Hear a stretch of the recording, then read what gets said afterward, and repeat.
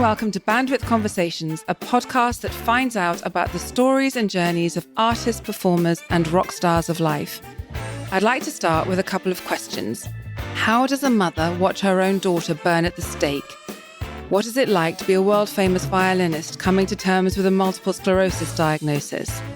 What emotions are at play in that torturous decision of having to choose between the man you love and your children? At a proposal of marriage, could you deliver the line, "Why can't we stick to sex and dinners for a bit?" These are a few of the scenarios my guest has had to explore and has mastered with great aplomb. She is a multi-award-winning actress who has been so prodigious that I felt completely daunted when I started researching her. A star of both the stage and screen, she has carved a glittering and enviable career combining lauded TV and film work with highly acclaimed theatre roles.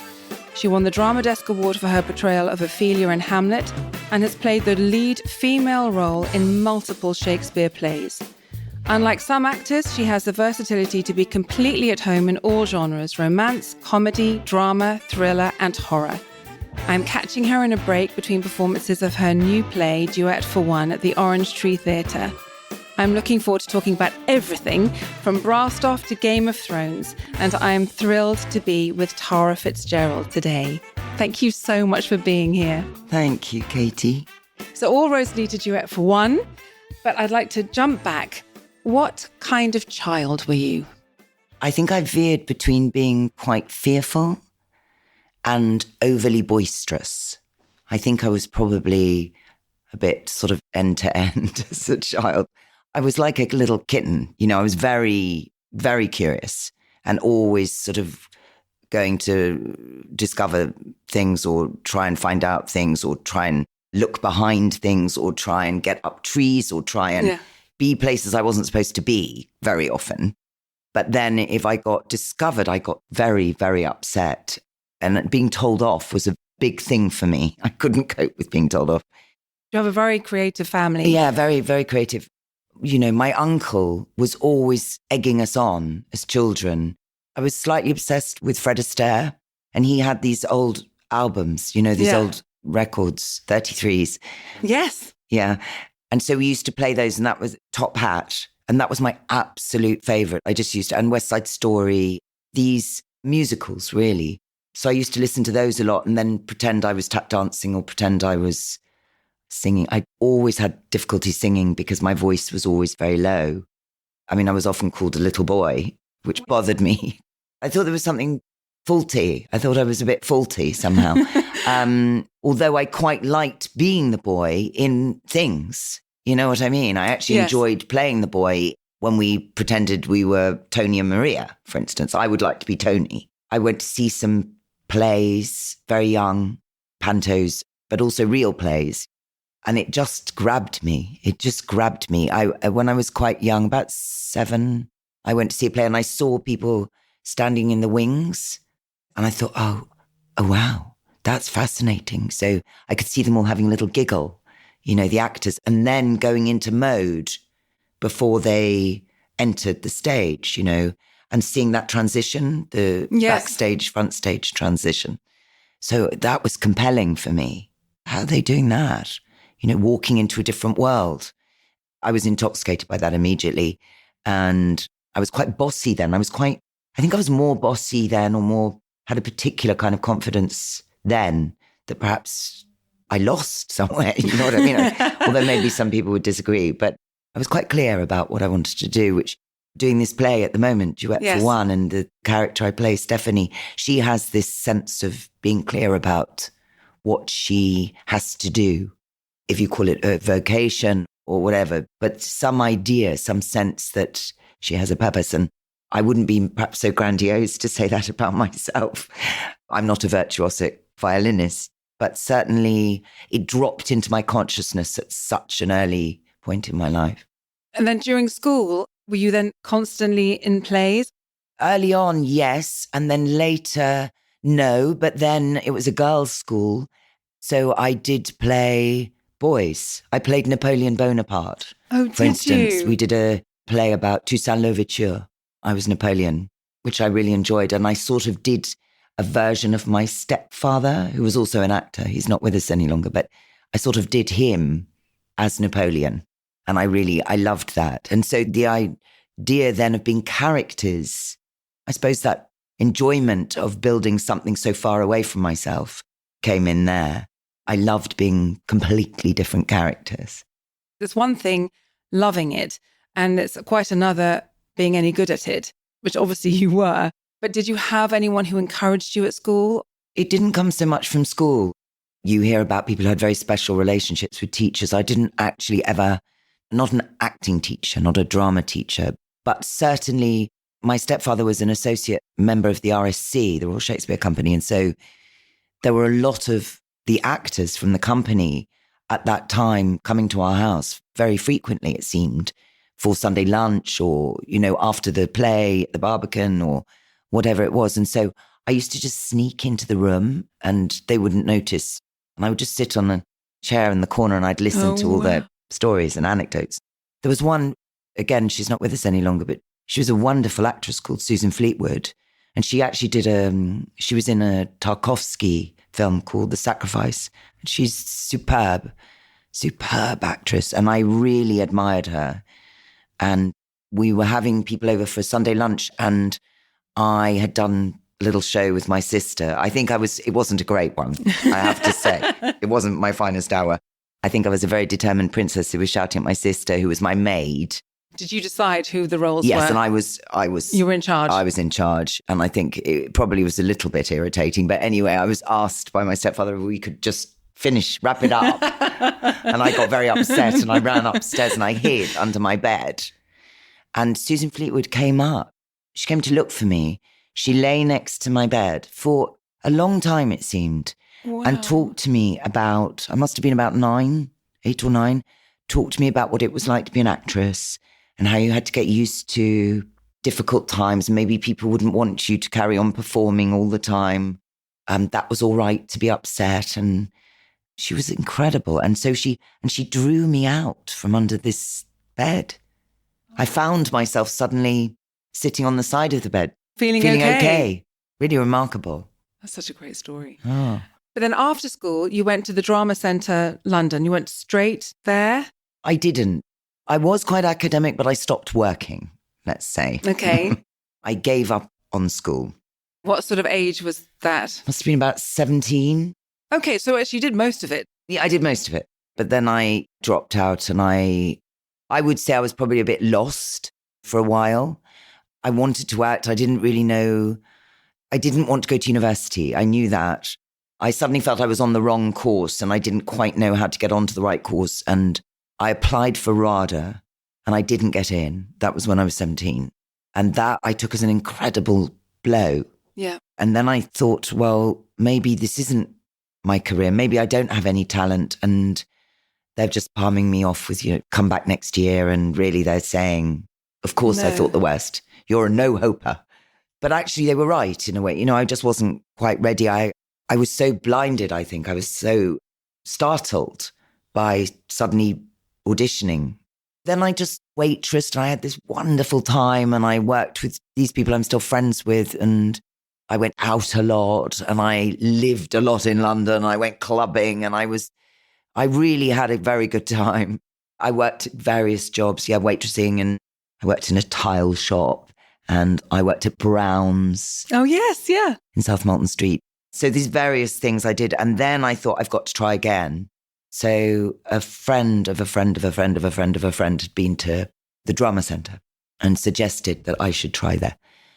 And this time I really tried it out. My audition, I went and I sat cross-legged for hours in the bookshop, and pored over these books, trying to find the right speech. Did you have to do one speech? Yeah, so one modern speech and one classical. Okay. One Shakespeare, say, or Racine or Molière or something. So I did a Shakespeare and I did this other speech from this play called Shona. Can't remember who it was written by. But I tried it out. So suddenly this idea of trying it out for people came to me. And then that gave me confidence and boosted me, And so then I went and did it. And then the principal, I remember so clearly what he said.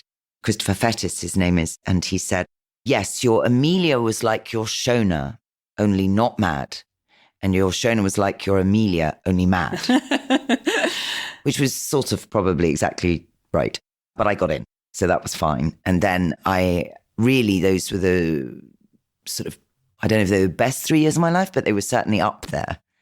I loved being at that drama school, and I loved working hard, and I loved making up for lost time. I just devoured everything. I just read books like they were going to disappear the next day. I couldn't get enough.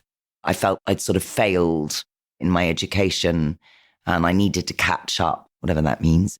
And then this was this sort of bedrock of this feast of, learning, and the Greeks, the Romans, doing it through the prism of theatre was actually very interesting culturally. Yes. To study it, that way round, which is not so common. Normally you'd go into sort of classical civilization and arrive at theatre.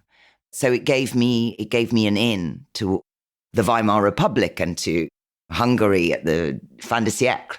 These different points where these writers suddenly bloomed. Yes. And artistically, there were these spurts of growth. So suddenly I was just so inspired. I was terrified too. I was terrified a lot because the requirements felt so particular and so imaginative, and the teaching was so good. It was so expressive and so imaginative and so rich. And you were given tools to explore things in ways that I'd never have come to, I'd never have considered. I mean, there are things that came from Stanislavski, and there are things that came from the American method system. But these are things that are just so wonderful that you can use as tools, as inspiration, as sort of sparks for your imagination. I was very lucky. What I enjoy is really feeling like this is the character's nail polish color. This is the character's taste in food. This is what she has for dinner most nights. I really enjoy that discovery about a character, about a person. And then, because then you can go anywhere. And funnily enough, then in my experience, you end up basing it in something more truthful about yourself, weirdly. Yeah, no, I can see that. So that is what they gave me an understanding about. There are also exercises that they give you that are sort of like triggers, I suppose we would call them now, to help you with emotional recall so that you can inhabit the character using a memory of a time, of an incident in your life that will help you inhabit that moment fully, really, truthfully. Oh, that's so interesting. I remember my last sort of acting thing when I was the King of Hearts at school. I went on stage and a friend of mine's brother was picking his nose in the front row. And I remember thinking, oh, he's not enjoying this very much. Yeah, no, I can understand. And then that was it. And you jumped out. Yeah. I'd never thought before how you do learn history and you learn life through a role. And that's actually a really clever way of learning things. That's actually much more real to a lot of children than sitting down with a history book and saying, and then this happened. It's spot on. It is the best way to learn things. It really is. Children just naturally do it. Things that I'm working, to get, really chiseling away at, children absolutely respond to without any inhibition. They say sort of, if you learn something with a song, it stays with you. Yes, absolutely. There are these tricks to learning things or pictures. It's a similar sort of idea, isn't it? That you attach art, something sensory to it. Yeah, make it real. So my daughter, she's reading drama. Whenever anyone says to her, what's your plan after university? She has always said, well, I'm going to be spotted. Great. And you think, well, that's, good luck with that. But in fact, that wasn't far off what happened to you, because you were still at drama school, weren't you, when you had your first role in Hear My Song? Yeah. And you were propelled to instant fame, because not only were you just in Hear My Song, you were the lead. How did it happen? So I would always say to have the self-belief in a way. It's very easy to not have self-belief, and to be lacking in confidence. And I think there's an insecurity that attaches itself to the life of an artist generally, often, that actually, I suppose, in a way enjoys that insecurity. it almost feeds off that insecurity. So it's useful, is what I'm saying too. Yeah. It can be your friend. Yeah. But it can be uncomfortable to live with. But I think that often people have this guided sense of, like my character, of going somewhere. My character I'm playing now, Stephanie Abrahams, and of maybe being spotted and of maybe being in the right place at the right time, some sense of something. I think that's very helpful. And it will often help you get up in the morning, you know. Yes. And I didn't expect to be picked up before I left drama school, but I also didn't not expect it. The casting director came to see a showing that we were doing at the end of year and took me from that showing. And I think there were a couple of others from the same school. And then I just clicked with the director, with Peter Chelsom, who I'm still friends with. And then I came back and then I met the producer, Alison Owen, and then I did a screen, or I didn't do a screen test. I think I had a screen test for something else. And so they used that to show the money people. And then that was it. Then I think I met Peter a few times, you know, and I did read. So 3 or 4 meetings, and then I was offered it. And then that was it. And then people kept saying to me, you'll never have as good a time as this. Again, don't get used to this, because it's not usually like this. Because it was such a blast. It was wonderful. Everyone was gorgeous, and we were shooting in Ireland, and it was at the same time as the film The Commitments was shooting. Oh, yes. So there was a real vibe. Yeah. And people kept saying, are you in The Commitments or the other one? I was like, I'm in the other one. But did you get together with all the crew all then? Of us so you were linked all up and, together? Yeah, so it was tremendous fun. It was tremendous fun. After that, I did this thing called the Camomile Lawn, which was this TV show, this Mary Wesley adaptation, yeah. So there was that. And then, and then I did something called Anglo-Saxon Attitudes, which was a very beautiful 3-parter based on a novel. So then I just sort of clicked into these, and I did this film Brassed Off. And well, there was a whole load of them. There was Sirens, the man who climbed a mountain, came down a very mountain. Very long title. Brassed Off, Frenchman's Creek. You won the Best Actress Award for that. Vacillations of Poppy Carew. And you weren't just in them, you were the lead in all of them. I have to just tell you a quick story about Hear My Song, though, because as you know, before we switched on here, we've had builders in our house. And I would very importantly say, well, I'm going upstairs to do some work. And on this particular afternoon, I went upstairs to do my work, and I thought, oh, Hear My Song, I'm going to watch it. And I found it, and I was just settled in to watch it. And within the first 10 minutes, there is a sex scene with Adrian Dunbar, you with Adrian Dunbar. And as I was watching it, I heard this voice behind me say, oh, I've just come to check the light. And I was so shocked because there you were, and there was Adrian, and I slammed the lid down, which then makes me look even more guilty. And I have this poor guy who thinks I'm watching porn at 2:00 in the afternoon. But anyway, I've had such a lovely time researching. I mean, how did you get out of that one? I didn't, because I thought, well, shall I say something? And I thought, if I say something, it's it. So I just had to own it and just sort of say, oh, nothing. I didn't say anything. Yeah. Anyway, he has now left with probably a different view of me than he started with.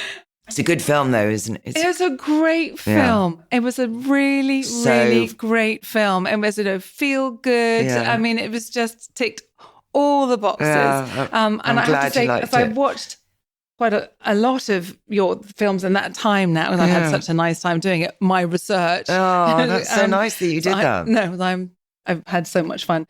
But Brassed Off, I would have to say, was a particular favourite. Yeah. Did you actually have to play the flugelhorn? The flugelhorn. Because you look as if you've been doing it all your life. Well, that's really good, because I also had those very long acrylic nails on. So I quite enjoyed doing that sort of, but I didn't. What did I do? I just borrowed a flugel. Okay. And I sat in the kitchen and I practiced and I practiced and I practiced and I practiced. And having never played before. No, but I didn't play. I had the embouchant, so I'm doing with my lips. Yeah. So I would just take that out sometimes, the mouthpiece, and I just hold it in my mouth and just do with the fingers. And so I notated all the finger movements onto the music. Wow. So it was exactly how authentic. it should be. Yeah, it's authentic fingering. Playing. Yeah. Yeah, but I'm not actually playing. I mean, it was horrible. It was horrible, the sound I made. I must be clear about this. My poor neighbours, they were very patient. It wasn't a good sound. It's really difficult. At least I looked like I was playing. And I had this amazing flugelhorn player called Paul. I don't remember his second name. He was so kind and helpful, and he sort of advised me, and he made sure I was doing all right, and really brilliant, just what you need. At that particular time, of all those films and TV series, and you were also theatre as well, was there a particular favourite? Yeah, I suppose, I mean, the thing with Hear My Song, because it was my first ever job, and because I had no reference, Yeah. it felt sort of magical. It did. It's not just my Pollyanna thinking, which Yes. I have a bit of, but it really did feel quite magical. You know, I was in Ireland, and I've got a strong connection. My family, my mother's family in Ireland, so there was a strong connection there. And the whole thing just had this sort of special quality to it. But then also my first theatre job, because that was with Peter O'Toole. Yes. Was that before or after Hear My Song? That was after Hear My Song. Okay.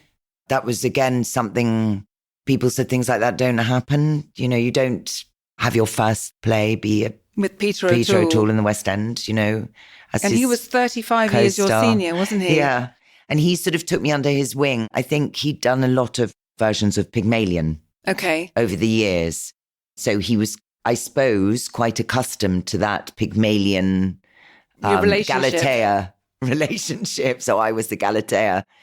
And he was great. And he took me to this wonderful couturier called Ricky Burns.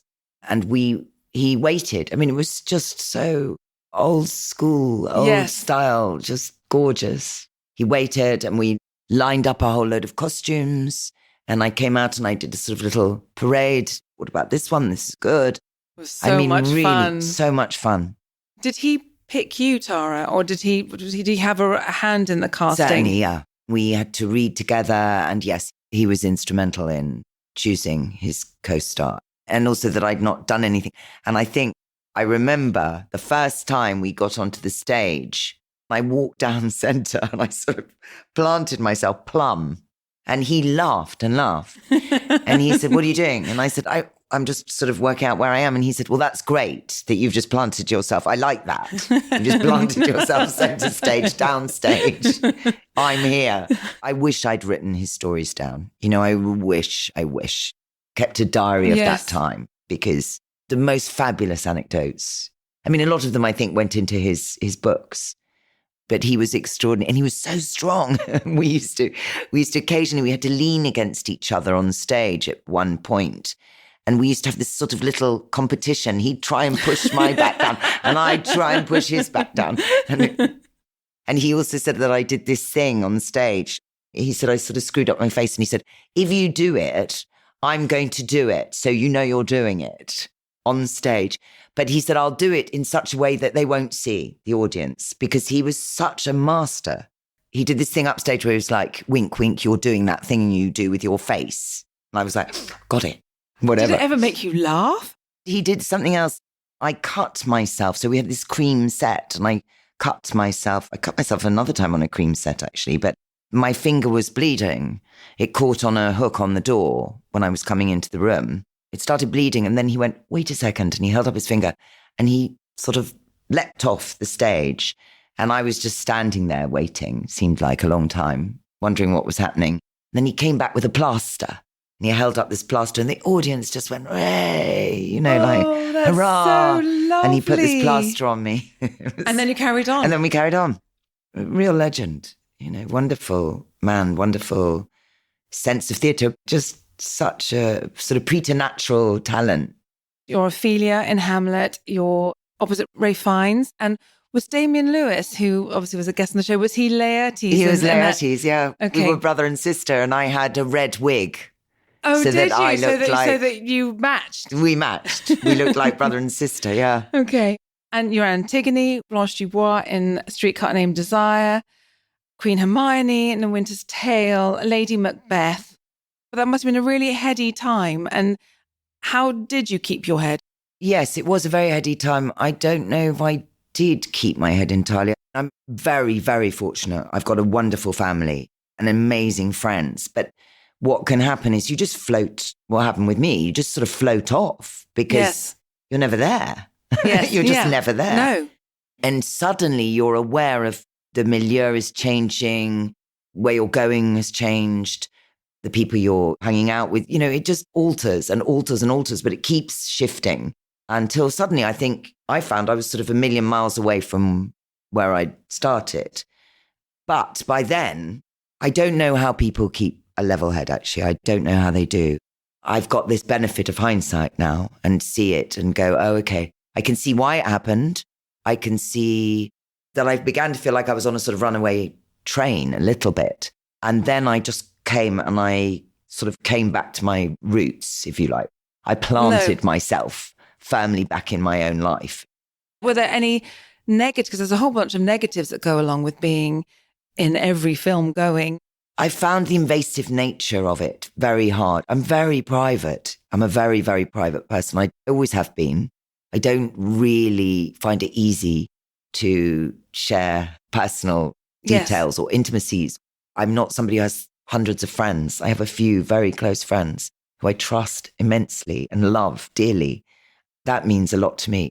So this was suddenly the exposure felt so different to me, felt sort of shocking. And also then the prey that you become, and you do. And well, everybody wants a piece of you. That is the reality. It's wonderful. I mean, it's an access all areas lifestyle too. It's glorious. And you meet incredible people. You get the chance to be taken seriously in a way that you probably wouldn't otherwise. But there are these things that you have to navigate. And some people are very good at it. I look at people today, I read about people today, and I think, you've got it. You're brilliant. You're coping with it. But for instance, I couldn't do social media, or I would find it very difficult to do social media. And it's not because I have any judgment of it. It's because I would find it very difficult to deal with the potential negativity. Yes. The first time I read bad reviews about myself, I was mortified at the shame that I felt. I thought I'd just let everybody down. The first bad reviews, so I did this terrible thing. Of course, this made it more shameful that I was in a car with the director and producer of the play that we were doing. And I rather blithely had bought all the papers, trusting that they were going to be good. Yes. Well, they were very good. They were very good about the show, but they weren't very nice about me. I mean, they really weren't very nice at all. And I sort of read them and went, ooh. Just heartbreaking. It wasn't great. I should have stopped at one, but I sort of went from one thinking, oh, maybe the next one will be, oh, yeah. It was my first taste of that.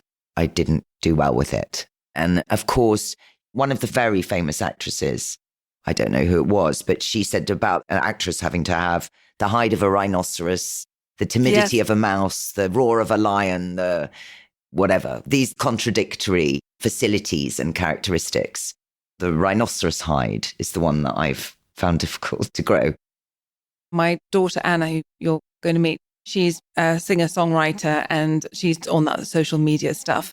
And she has people writing things like, I hate your voice, you should die. And you think, wow, that's quite a leap from not liking your voice. You have to be so brave, I think, to be able to just stay there and think, well, this is me. You can say what you like, but I'm okay with me. I admire that resilience that you're describing immensely. And I also think it's very helpful in your life if you can find a way to deal with criticism. You have to. Yes. You have to deal with it. We all have to. Yes. And it's somehow processing it in such a way that it's a critique. It can be valuable. It can be useful. I'm still working on that one. But I just know myself well enough. I think opening myself up to things too much is probably foolhardy. I love and respect people, young people, the way they're using things to suit themselves, or they're making things work for them, or, there's so much entrepreneurial spirit. I just think it's wonderful. You doing this, I just think it's marvelous. You have this possibility and you have the imagination and you have the talent to do it. I just think it's brilliant. I wanted to come back to the fact that you said you were private, so you didn't enjoy all that fanfare. Did you ever think, I just can't deal with this. At times, I found it overwhelming. I also felt like I wasn't really good at it. I think it's that again, it's like I somehow didn't get the email, the memo or whatever about how to play it correctly. And maybe I also slightly suffer from foot in mouth, slightly, so that occasionally I found myself in situations and I've said the wrong thing and then I berate myself because I've said the wrong thing.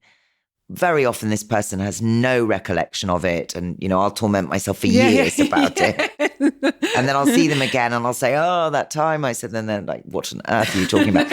Anyway, so it's wasted a lot of the time, yes, of wasted course. energy. But there were times, of course, I loved it. And there were times when I felt very passionately about what I was doing, when it was exciting. But really more than solo, I've always loved the company and I've always loved the idea of a piece altogether, that something has worked or triumphed because of this multiple input, that I'm part of a machine or a cog or even playing a lead. I've never not felt like I'm here because it's a team. Tonight, I'm working with Maureen Beattie and she is superb and it couldn't exist. It couldn't exist if she wasn't superb. She makes me better is actually the truth of it. Well, you make each other better. Right. And that's how it works. And that's wonderful and exhilarating. But I've always been conscious of that. It's not hiding so much as sharing. I'd always rather do that. I can hide too, a little bit sometimes. Again, this sort of shyness, going back to being a child, I can go into sort of a fearful mode and just want to hide behind a curtain, rather than coming out of the curtain. Yeah. Having looked through all the things that you have done, it doesn't look like there was ever a quiet moment. But was there a time where you sort of took a step back? Yeah, I think sort of my early 30s, yes. And then I sort of started going into, I wanted to develop some projects and I thought I'd like to be a producer, for instance. And my first husband, I produced a short film that he made, or a couple of short films that he made. And then I thought maybe that's where I'm headed. Maybe that's where I should be headed. Because I lost faith in my ability as an actor and I didn't have a very good time at that time. I just stopped enjoying it. I found it very difficult suddenly. Okay. I found it very difficult, that transition. So that was, late 20s into early 30s. At that time was a shift into different roles, potentially. Of course. I don't think it exists in this, thank goodness. I don't think it exists in the same way today. I think things are really properly changing. But then there was that transition and I found that hard. I didn't quite know what I want. I didn't quite know where I fitted. And I was trying to do something. And then I thought, is the production side for me? Is that right? I don't know. So I went through that sort of crisis, I would say. Then I got this job, Waking the Dead, it was called, with Trevor Eve and Sue Johnston. And that was something I did for many years. Suddenly I was like, I'm okay. I'm enjoying this again. I know what I'm doing. I've got a purpose. I love this character. I can research my arse off, for this role. And I did it for sort of 5 years. I think it was about 5 years. So you're Dr. Eve Lockhart. Yeah. Simon, who you just met, my husband, he reminded me, so I acted with Trevor Eve when he was an Eddie Shoestring, but he was a walk-on part, so was not he? Quite the same. Well, but there we are. But that was a moment for him. And I actually wanted to ask you about that because it's a fantastic series.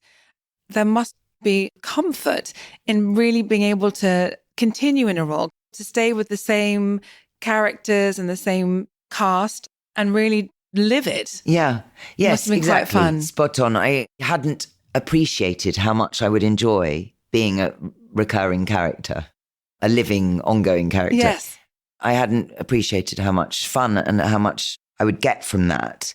And also what I would learn. I learned so much because the way the filming is done, it's this sort of revolving door of very interesting folk who come in and out over these years. And then you have this stability and the joy that you can have when you start to know people really well. You come to know how they operate and what will work. That was the only time I've done a recurring character. I mean, it is a fantastic series and the writers are so clever. And the skill in creating that, because you've got to sort of, the formula has to be honoured, of course, and the minutes that have to occur, you know, and the breaks. But they're so clever. They're really well developed stories and really cleverly crafted and very, very unusual settings. Yes. You know, some of the resources are very unusual. I mean, I've seen more complexity in some of those single episodes than in some films I've seen. Absolutely. And did you have to follow around a forensic pathologist because in the way you're taking your swabs? I did. I was very lucky. I had a guy called Andy who was brilliant and I relied on him hugely and could always call him when I needed. And then I went to the Natural History Museum and I went to the department for insects because I wanted to talk to them and talk about flies. And I'm a bit nerdy, is the truth of it. I guess that's what you call it. Were you ever tempted to go to Hollywood? I wasn't. No.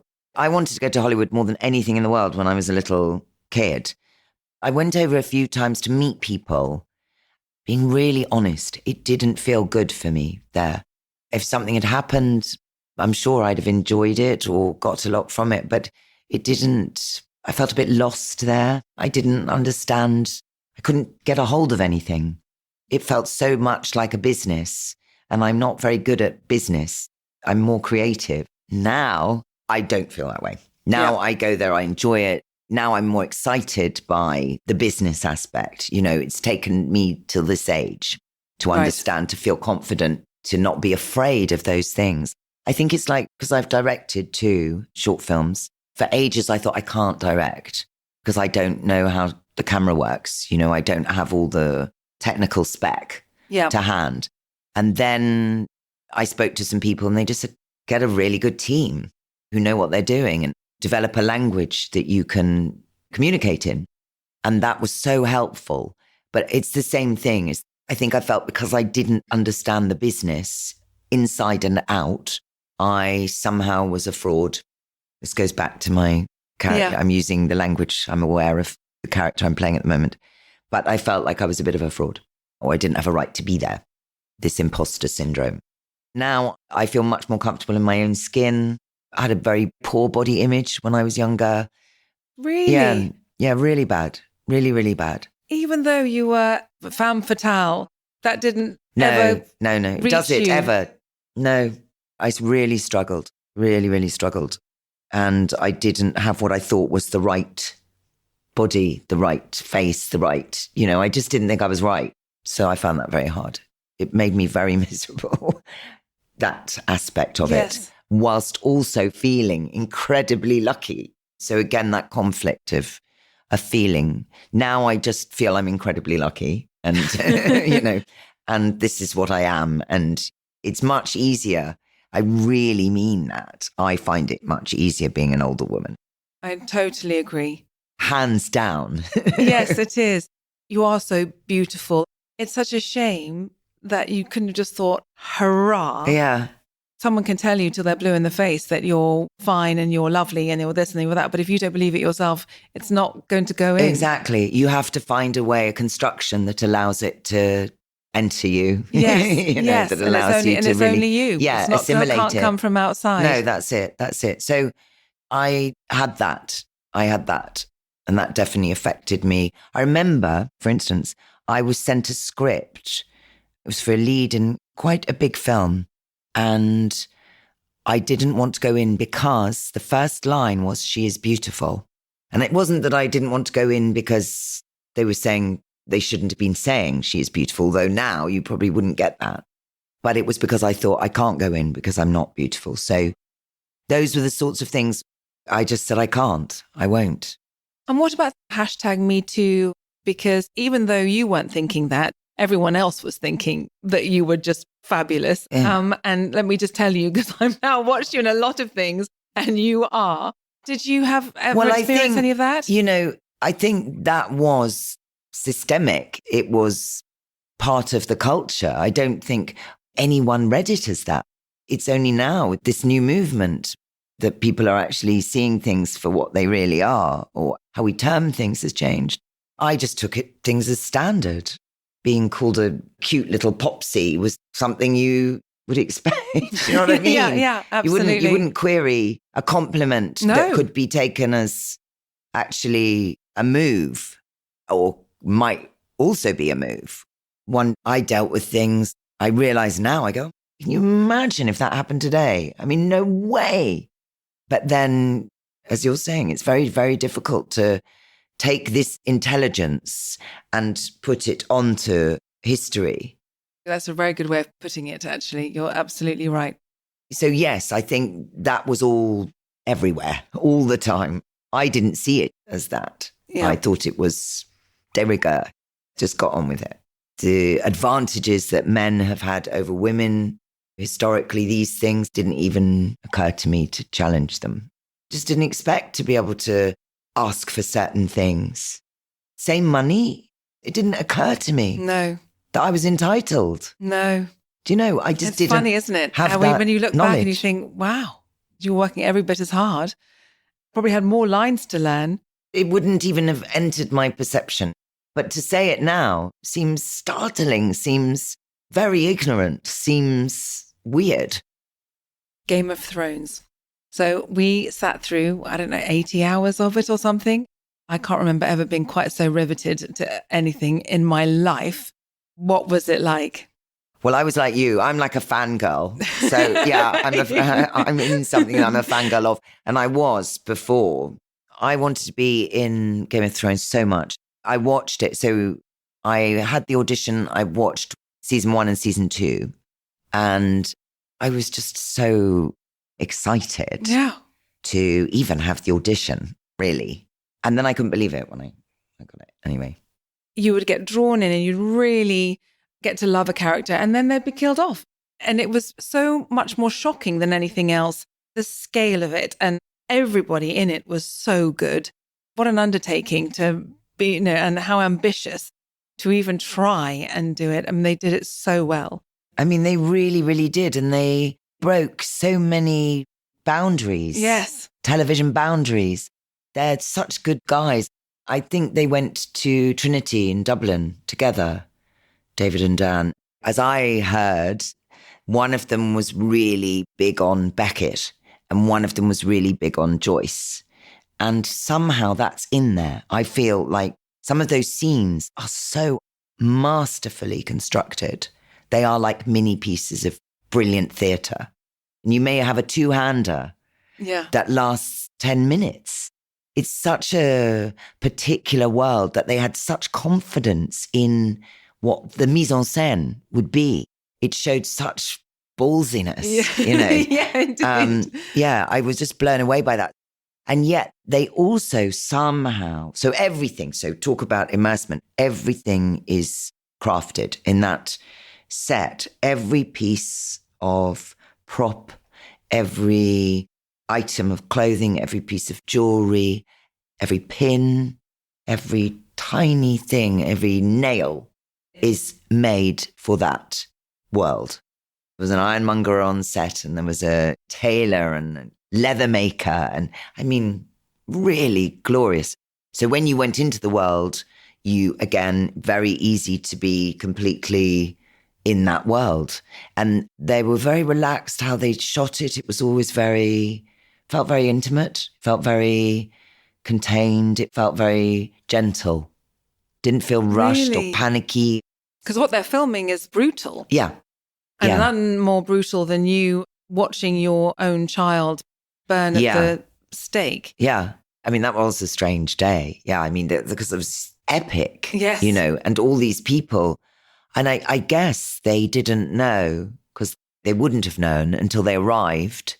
A lot of the additional crowd wouldn't have known what was going to happen. I really enjoyed playing her, Selyse, because she was devoted to her faith. So I thought that was fascinating to have.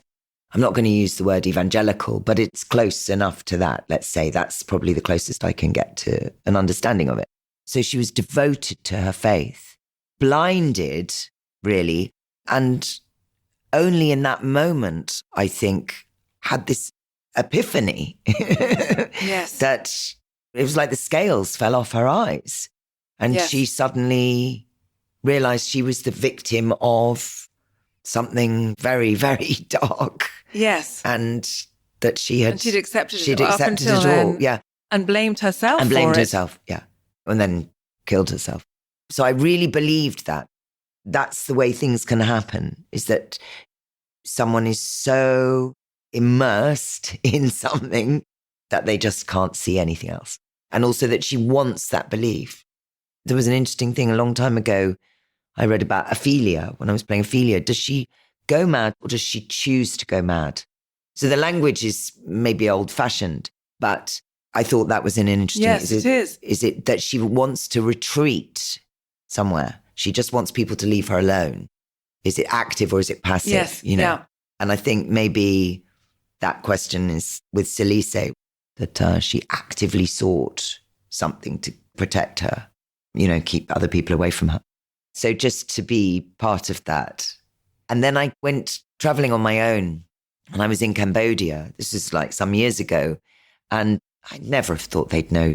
I don't know why. Why wouldn't they? But anyway, there I was, incognito, I thought. And suddenly they were like, you're in Game of Thrones. I was like, yeah.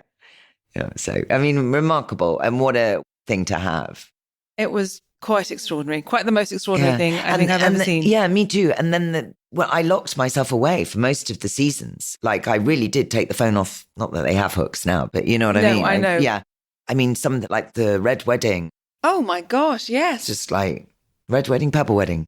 Anyway. It's the Red Wedding when they all die. Yeah. They're all killed. Yeah, and then there's another one, isn't there? Anyway, the two monumental, for me, scenes. So I just couldn't believe, as you were saying, couldn't believe. No. They just kill them disposed of all these people.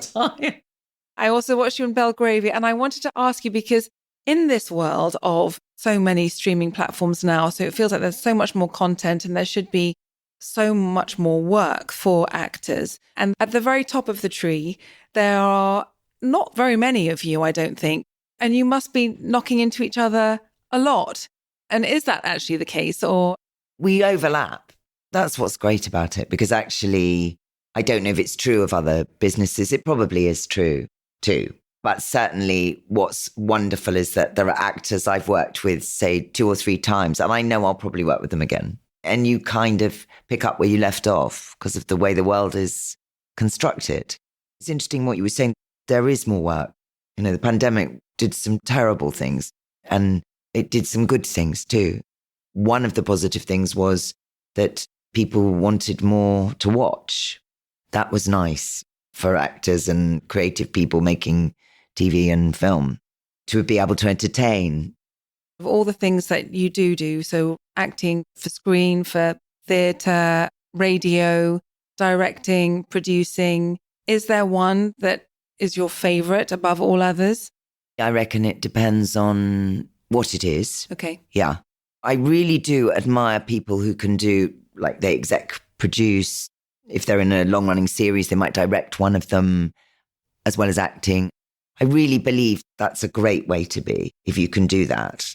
To be hands-on at the beginning is what I love about directing. Was it easy to go from player to playmaker? I was given this opportunity by a writer called Lisa Jacobs, who said, I think we tried to get a director who wasn't able to do this short. And then she said, why don't you do it? And it hadn't occurred to me. And so she gave me this opportunity, which I'm very thankful to her for. The first time I actually locked myself in the loo sometimes, I was so, I'm just going to the loo. I'll be back in 5 minutes. What am I doing? What am I doing? A bit like that. But then it was much easier the second time. Much, much easier. It will always be a baptism of fire, I think, with those things. You'll always feel like it is. In a way, that's good, because it certainly highlighted it wasn't about knowing all the technical spec as I had thought. It was actually just about having confidence and doing enough research, just doing your homework, really, understanding what might be required and knowing you don't have to have all the answers too. Although they say directors have to have all the answers, they don't. Again, if you're lucky enough to surround yourself with talented people, they often have the answers. let people do what they're brilliant at and you'll be okay. And when I'm directing and I watch actors, I'm so intrigued by actors. As a director, I feel like the actors are together. I'm separate. It's parental, probably slightly, but having to understand that difference. Yes.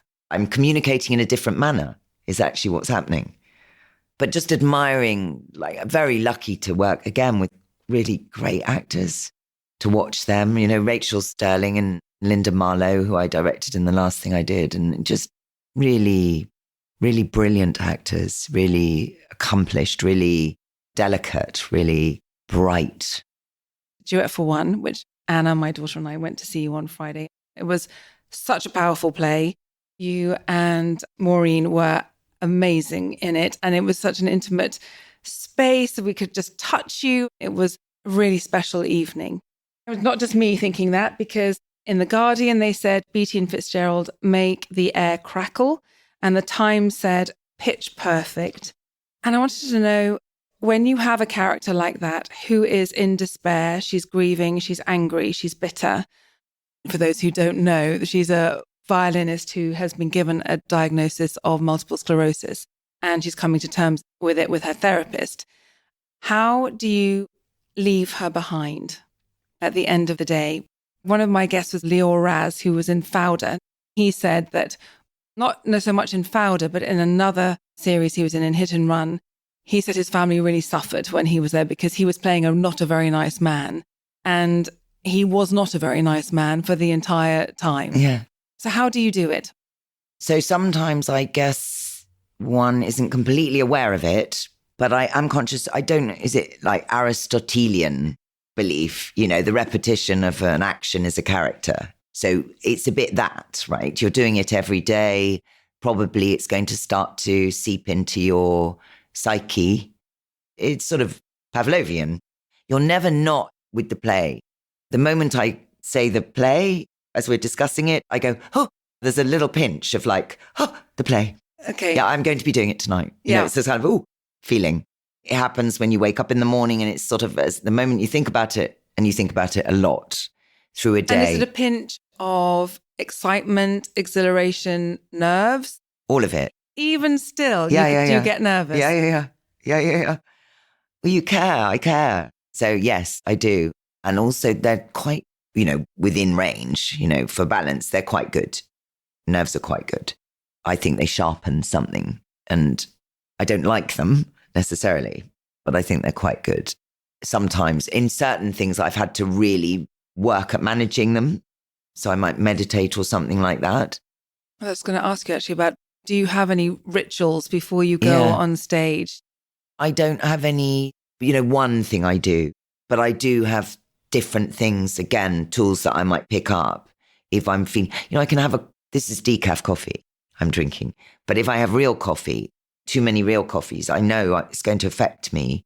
I can start to feel a bit anxious, and then I'm going to have to manage that. So I'm very aware of what I eat in a day, how it's going to affect me. I gave up smoking recently. I'm aware that I'm much calmer not smoking, although I miss smoking. Gosh, that's interesting, because I also thought smoking would make you calmer.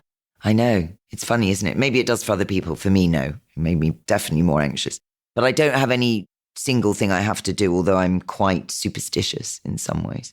But yes, it's with you. Am I Stephanie Abrahams? I don't know. I do know that a lot of what she says and seems to believe, I seem to be thinking of believing currently. Okay. Yeah. Okay, so she does stay with you. Yeah. And I also really enjoy her as a character. And I think that's very important.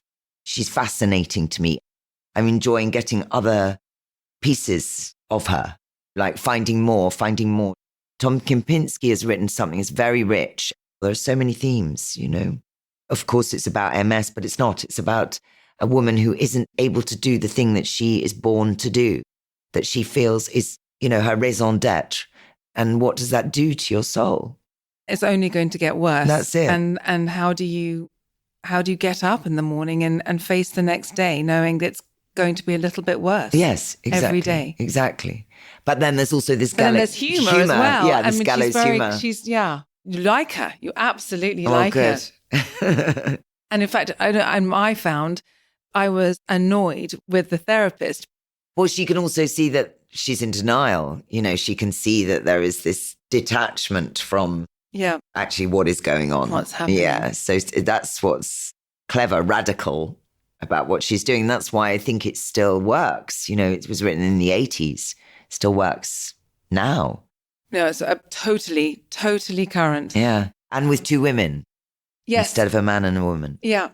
That's very good. And it's such an intimate theatre, the Orange Tree Theatre, that, as I said, I could have touched you, and such a privilege to be so close to you and to be so involved in it, to sort of, you feel like you're participating in something as opposed to watching it.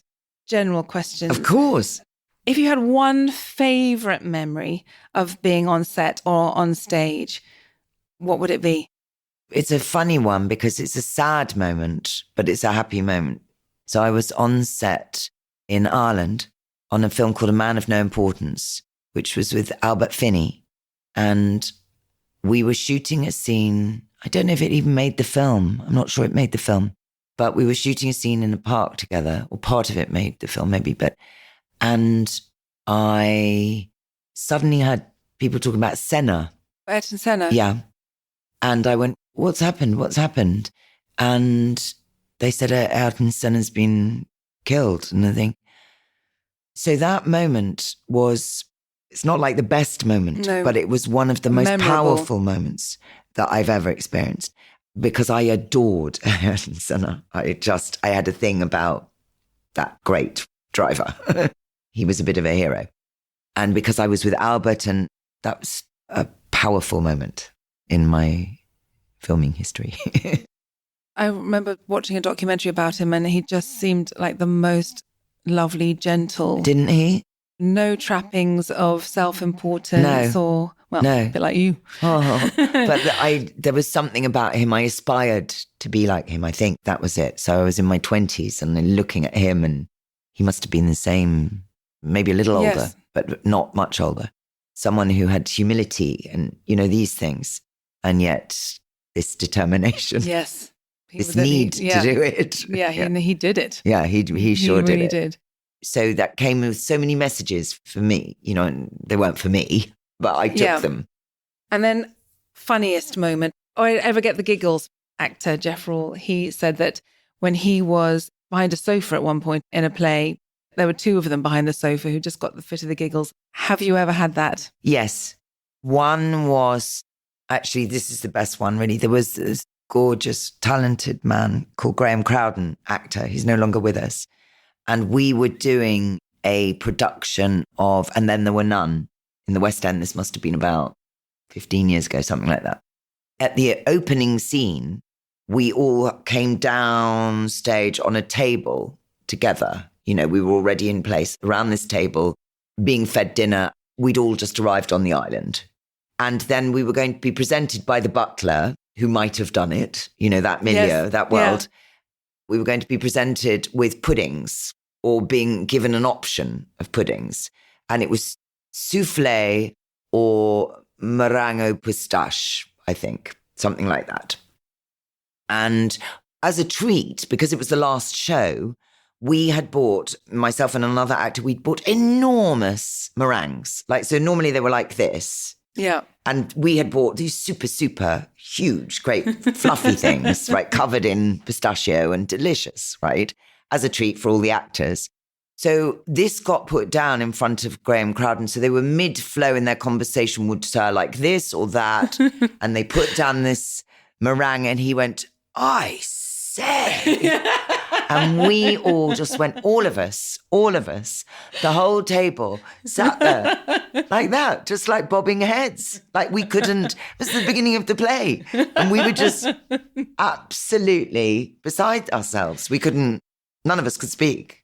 So what did you do? Did someone carry on? At some point, somebody we must have gathered ourselves at some point, but it was the last show. So that was, but it was so much fun, so funny. I mean, so funny, sweet, touching. Oh, Now, I have another one. The men that you have acted opposite. Yeah. Ewan MacGregor, Hugh Grant, Adrian Dunbar, Peter O'Toole, Stephen Delane, Joseph Fiennes, Ralph Fiennes, Anthony Delon. The list goes on and on and on. They've all been my pin-ups forever.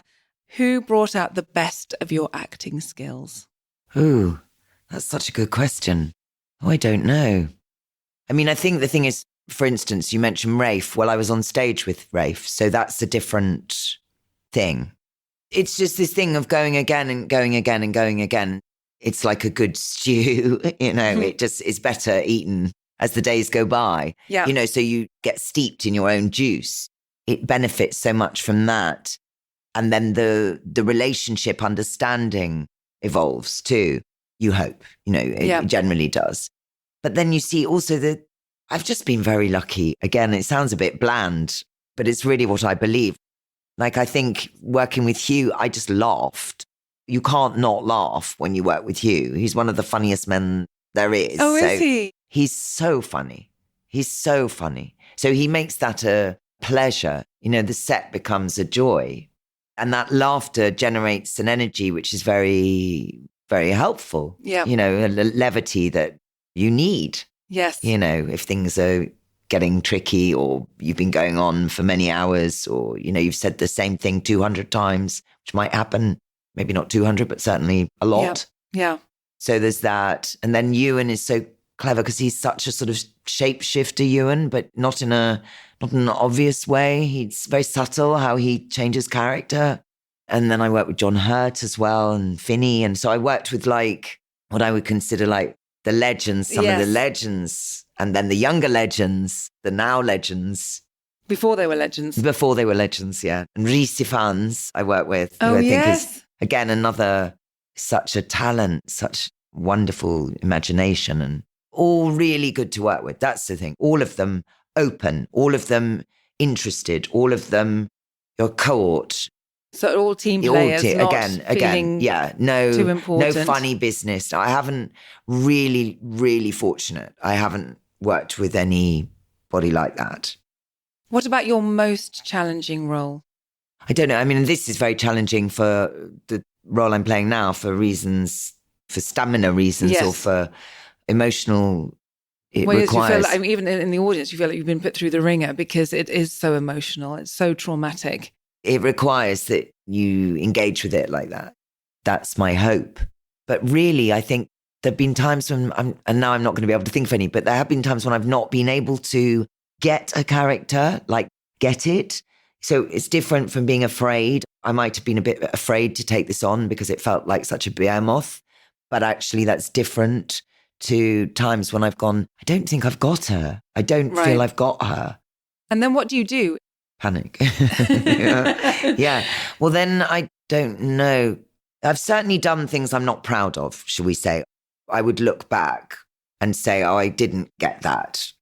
Like Lady M, I found her really hard. Some bits of it I thought were okay, and then other bits I just didn't quite. Shakespeare's quite hard. For me, it's quite deceptive. I started reading it when I was very young. I got the language very easily. But to actually thread a line, to thread these characters together, because the women parts are harder than the male ones, I think, because generally they're not tied together in quite the same way. And what would you say, looking back at a 20-year-old Tara, if you could give her a piece of advice, what would it be? It would be to have faith in yourself.